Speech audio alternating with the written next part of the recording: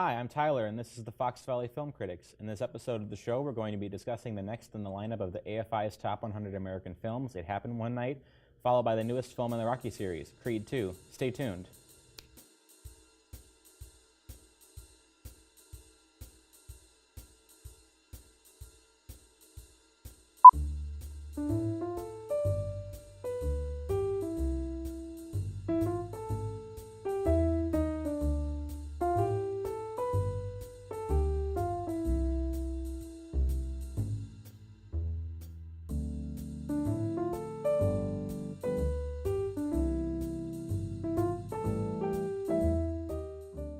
Hello and welcome to the show, brought to you by Groupthink Productions and FVTV. Joining us once again is regular guest Darrin. Glad to be back. Thank you so much. Going good. So yes, first film is It Happened One Night. Going back, and it had been a while since I've seen the film, but I had a chance to go through it a couple times getting ready for the event today. One of the pieces I did not know until I started doing a little bit of digging, it was the very first, there's only been three, very first motion picture to win 5 Oscars in these categories: Best Picture, Best Director, Best Actress, Best Actor, and I believe this is Best Adapted Screenplay. Wow. It did not happen again until One Who Flew Over the Cuckoo's Nest. And then it's only happened one more time, and that was for Silence of the Lambs. Wow. So 3 times in Oscar history has a film gotten swept those 5 major awards, and this is the very first time it happened. So you think about what those other 2 films were in terms of where Hollywood is, and this is certainly not like either of those others. This is far more genteel than Silence of the Lambs. Yeah. Yes, which is very befitting a Frank Capra movie, and it's kind of a combination film. One, it's a romantic comedy. It is a road film, because they're traveling. So the characters, we have Claudia Colbert, we have Clark Gable, and the fun thing about this movie, it's really Clark Gable, as you don't really see him all that much. And so Clark Gable's always just this very, very strong, always on the ball. We think of him as Rhett Butler. We think about him as in some of his other characters, very strong, very. But here he's kind of a drunk. Where he really is a drunk. He is not all that sure of himself, or he's not the commanding character we're so used to him, and so that's what makes it so much more fun. And again, we'll get to some of those pieces in a minute. Sure. I believe this. I get the sense this is one of his Capra. This is one of his earliest films in terms of success. Anyway, obviously he had films going back to the 20s and stuff like that. But I think with 5 Oscars tends to put you to the top of Hollywood. And, right. And he ended up. I think he ended up running. I almost said the Film Actors Guild. The Directors Guild in Hollywood, I believe. Yeah. After this. So 1934. This is when this film came out. And apparently, this is one of those motion pictures that did not. In today's, it probably wouldn't. They would have pulled it because it didn't do all that well initially. But this is a Columbia Pictures movie, and if you know much about the old studio, the Columbia Pictures was always, kind of the weak sister of all the major studios. And one of its biggest resources were the shorts, because Columbia were the folks that were producing Three Stooges. And so how they got their pictures, Columbia Pictures got into theaters, well, if you want Three Stooges, you got to take this film, or you got to take this film of ours. And so that's how they did that, and for years and years, Three Stooges made Columbia all that much. But again, we're not here to talk Three Stooges, but that's a little bit about that. And so they got Claudia Colbert to do this film for Columbia, even though she wasn't a studio actress for Columbia. Clark Gable came in to do it, and the amazing thing was, and reading up and watching the little documentary they have in your Criterion Collection version, was that as we're going through this motion picture, all these actresses, boy, I don't like the script, I don't want to do it, I don't want to do it. And finally, they came back and convinced Claudia Colbert that, yes, you should do this motion picture. And she's doing this, and boy, this is going to be awful. This is going to, Frank, you're killing my career with this. And lo and behold, it gets away from the big cities, and because so much of this film is based upon the trip going across from California to New York City, that it really connects with, well, it wouldn't really be flyover country back then, so it was really more drive-through country. It's a bus trip from California to New York, and it really resonated with those audiences in the interior of the country and became a huge financial success for Columbia Pictures, for Frank Capra. And we can talk a little bit more about that in a minute, but we really haven't touched much about the story itself, other than the fact that it's a rom-com. It's a screwball comedy. Yes, is the term screwball comedy. But right. So that's really the film. So I do know if you want to kind of get into the story arc a little bit. Yeah, sure. I mean, it's very simple story. Girl runs away from guy she's supposed to get married to. Dad's trying to track her down. It's the classic story. So right. And meets this guy on the path, and they don't get along very well, but they kind of have to stick together. Right. And they famously find a room, and they put a sheet up between them because they don't want to be in the same room together. And what they call the sheet. And I think that's kind of unique, and maybe because of the time, and something that for certain audiences it was, shall I say, resonated a little bit too. The blanket that they put up between them in the small hotel rooms they were getting as they were journeying across the country, they called it the walls of Jericho. The walls will not be violated. So I kept thinking of that scene from A Christmas Story where they go into the parents' bedroom and it's two separate beds, and there's this little nod to the fact that you couldn't have people sleeping in the same bed back in that time. So what was curious though is actually just before the production codes came in, and so it wasn't necessarily that piece, because just a couple years before that, it feels like an artifact of that though. Yes, absolutely. And as they're going through the story, so. The character, besides being a drunk that Clark Gable is, he's a newspaper reporter, or he's a reporter who is, shall we say, between work? Maybe that's the best way of putting it. And literally into his lap drops this huge story, because this huge headline, heiress missing. We got to find her. Well, she's right here. She's right here, yeah. And wires. And so how do we communicate back in the 1930s? We'll send a telegram. I'll send it collect. And so that's how he communicates back with New York, that didn't pick up the phone, didn't call somebody. We sent a telegram, Western Union telegram, on the road, letting them know what was going on. And so the journey continues. The secret is maintained. The walls of Jericho are still standing as they continue to make their way east, and that is that essentially becomes the further east they go, the more both realize that there is more than just a little bit of attraction, that there's genuine appreciation, and dare I say it, they fall in love during the journey. And they get their way back to the East Coast. And so, well, the question then is, well, what now? Because she's still supposed to get married, or to reinforce the vows that had apparently already been taken. And, quite frankly, when we get a load of her fiance, it's like, yeah, I can see that. Clark Gable, the schmuck. Let's go with Clark Gable. Even though there's not the money there, that's a little bit of what's going on. But again, the walls of Jericho are still up, and Clark Gable has a conversation with the father. And by the way, this is a 1934 film, so please don't get caught up with spoiler alerts. Gets caught up with, has a conversation with the father, and there's a $10,000 reward for delivery of his daughter back to him, and all he wanted was, I believe, $39.60, because that was his expenses during the trip. Spoiler alert: the gram of arsenic and old lace killed multiple people.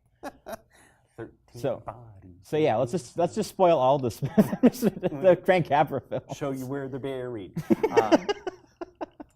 So,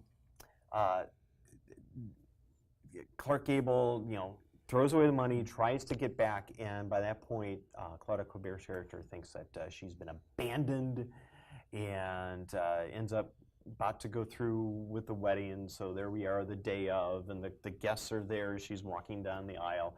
And what I think was fascinating was that the father was so taken with Clark Gable's character. And again, why wouldn't he? He's talking his daughter out of the marriage as he's walking her down the aisle, which probably isn't the first father that's tried to talk a daughter out of that. But given everything there, it's just it's a fun film. Claudia Colbert had to be dragged back to the Oscar ceremony to accept her Oscar, which I think is a fun fact afterwards. But Lovely. absolutely. That's all the time we have for this segment. Join us for the following segment. We'll be talking about Creed 2. Stay tuned.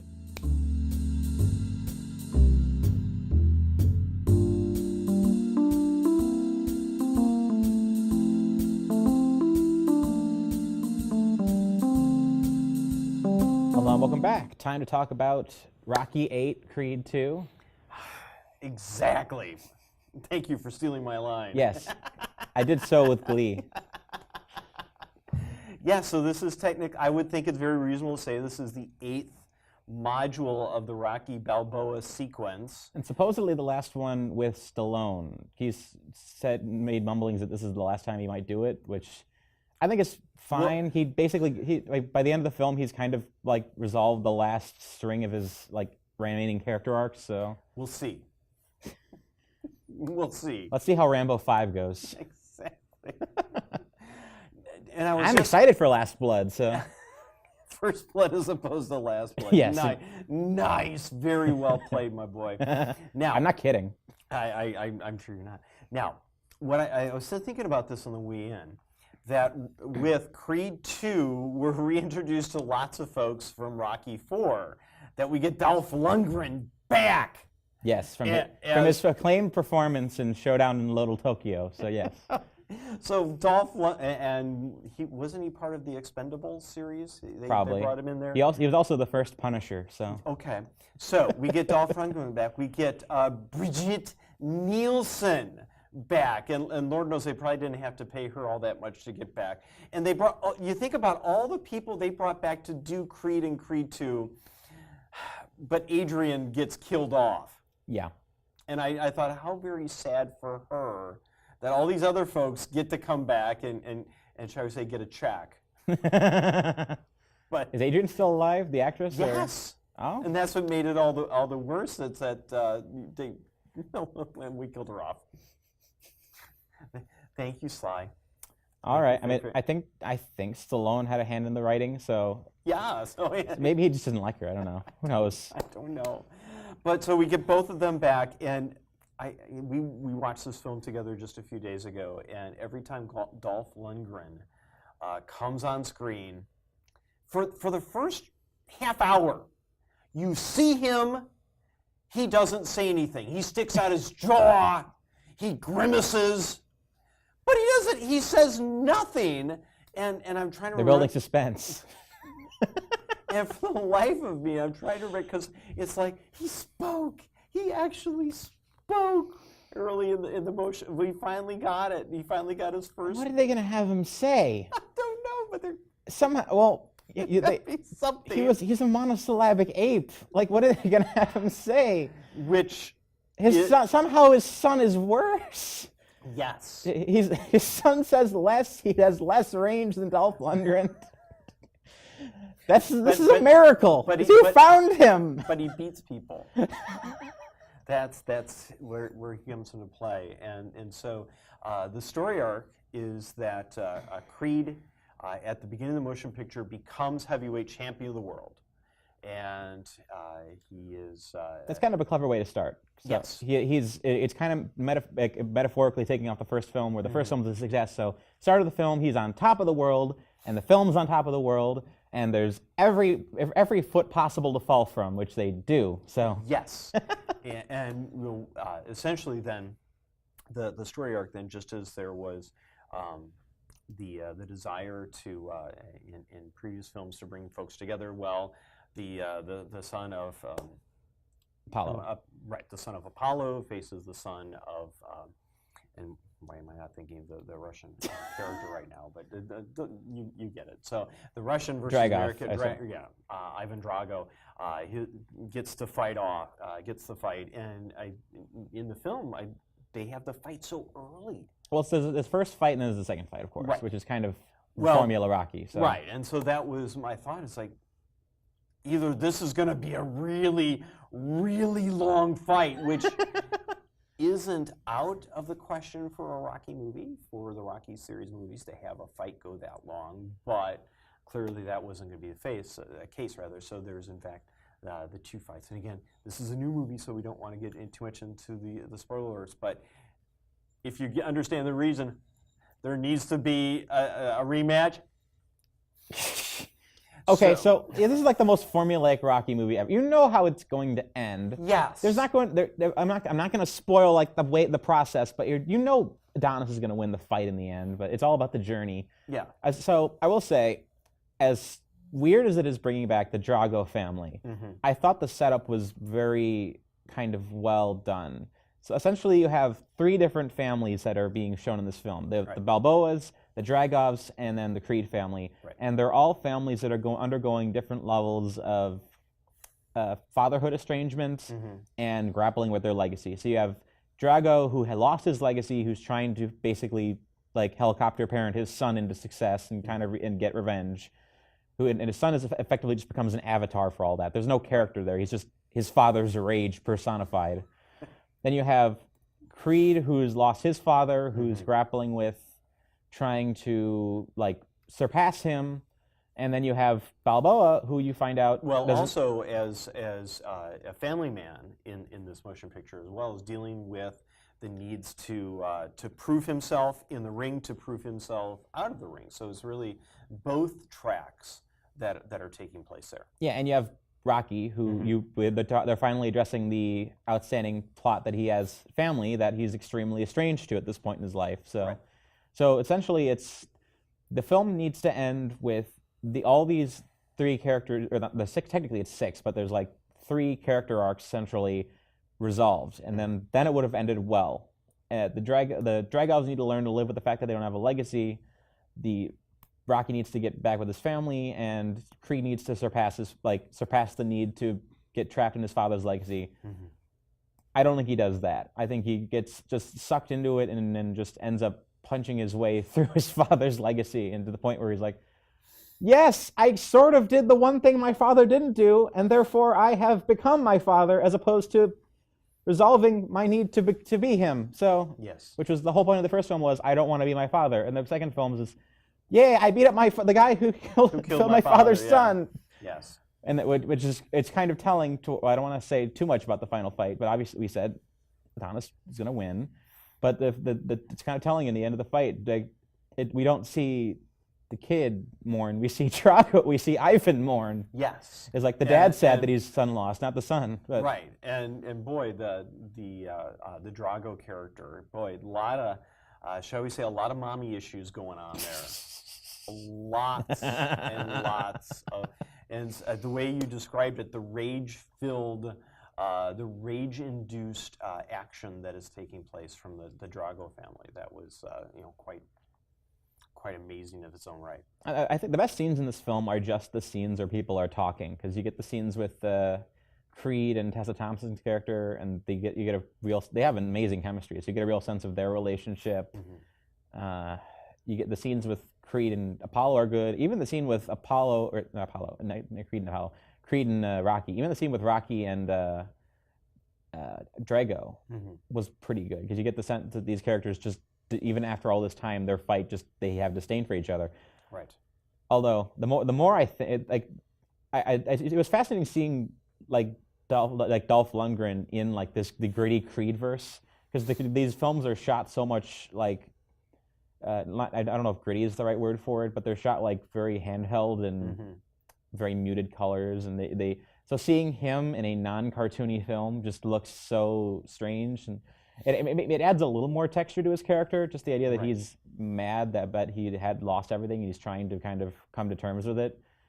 But it's still really bizarre, and I don't think this is probably the smartest place they could have taken the sequel. But Yeah, and you think about it, at some point, what if you're going to have the Creed sequel? Where does it go? And I think there was just should I say, a dearth of options. What can you do? Well, we could bring back the Dragos. And, perfect, go! Get a treatment up and we'll take it. What's Mr. T's son up to? He's still chopping down trees in Chicago, I think so. But again, that's not important right now. I have no idea what you're talking about. This sounds very important. No, never mind. But so, the actual Mr. T, when he bought a home in Evanston, chopped down every tree on his property, and they had to pass ordinances basically saying, you can't do that. Oh my. Yeah, so that was a very obscure 80s reference from actual events. So Good sorry grief. about that. Because he's Mr. T. You're going to tell Mr. T he can't chop down his own trees? I think not. Yeah, I mean, I don't think that the Creed sequels are the options are lacking, but maybe they are, maybe they aren't. But you could probably come up with a decent way to continue the story. I mean, it's weird that Ryan Coogler is not going to be directing Black Panther movies for the next decade, so he's probably not going to be back for a while. But and so that's really the arc is the fact that if you're a heavyweight champion of the world, as Adonis Creed has started that film, and let's say that it continues for the sake of conversation, not spoiler alert there, he continues to have more and more challenges. So the Creed 3, the question is, does he retire before he faces what happens to all these other fighters? What happens to his own father, that he stayed around too long? And that's really the question. How long do you stay in a game where you have somebody trying to beat your brain in? that's all the time we have for this segment. Join us for the final segment where we'll be getting this week's movie recommendation. Stay tuned.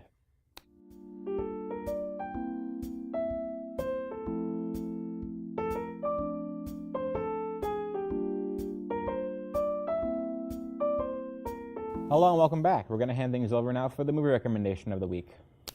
Thank you very much. And keeping with the holiday theme, so regardless of when you watch this, we're doing this in early December. So I thought it would be appropriate to go back to one of my favorite films, which is The Miracle on 34th Street. And you think about some of the great holiday movies out there. Very few of them actually have won Oscars. This is a movie that won 3 of them. So 1947, Miracle on 34th Street, there's a wonderful documentary that goes with this particular DVD set, that it was, despite the fact that it was a Christmas movie, it was released in the summer.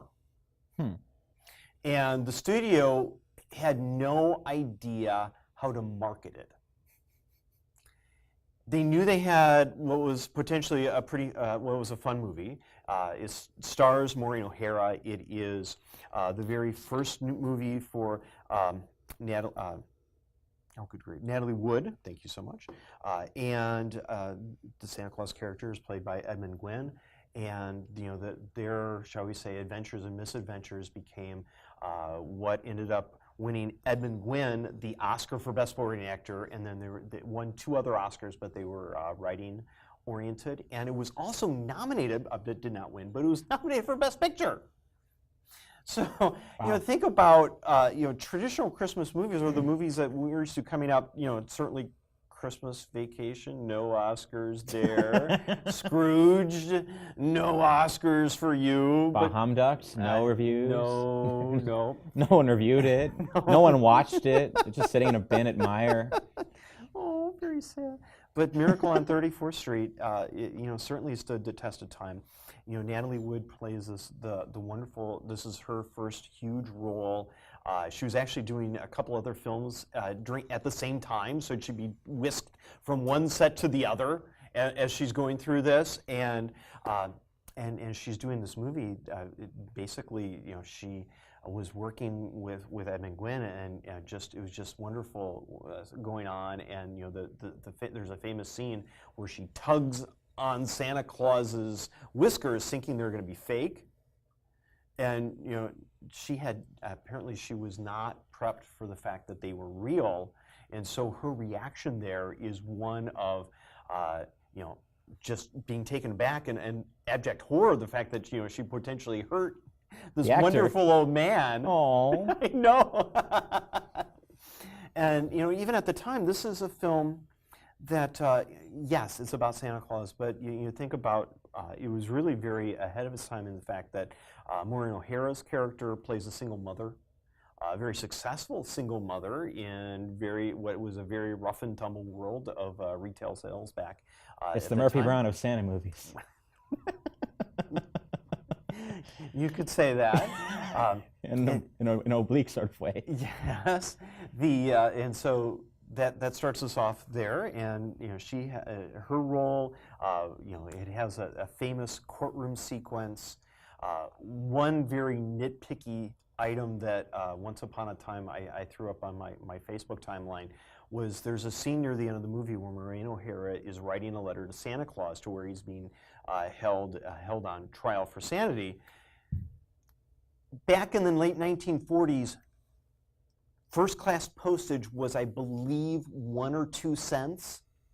She put 14 cents on that envelope worth of stamps.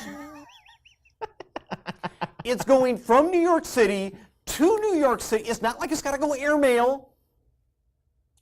I was very concerned. Is Maureen O'Hara doing so well she can just throw money at first-class postage because she doesn't? Is it just me being a little bit frugal there? Is it gonna get faster? It's like one day service in New York City. It shouldn't take all that postage. It's like that comedy movie about the guy that gets rich and he has to spend all the money, so he buys like an antique stamp. Brewster's Millions, yes. Exactly. So, but it wasn't a Brewster's Millions scenario. He didn't buy she didn't buy a $200,000 stamp to get it across town. I know it's silly, it's nitpicky, but I guess that's who I am. That's all the time we have for this episode of the Fox Valley Film Critics. Yes, thank you. That's all the time we have. If you want to find past recordings of the show, you can find them at the Groupthink Productions YouTube page. You can follow me on Twitter at @antisocialcritic. That's critic without the C at the end. And you can find my written reviews at Geeks Under Grace and Legal Insurrection. I'm Tyler with the Fox Valley Film Critics. Have a wonderful day.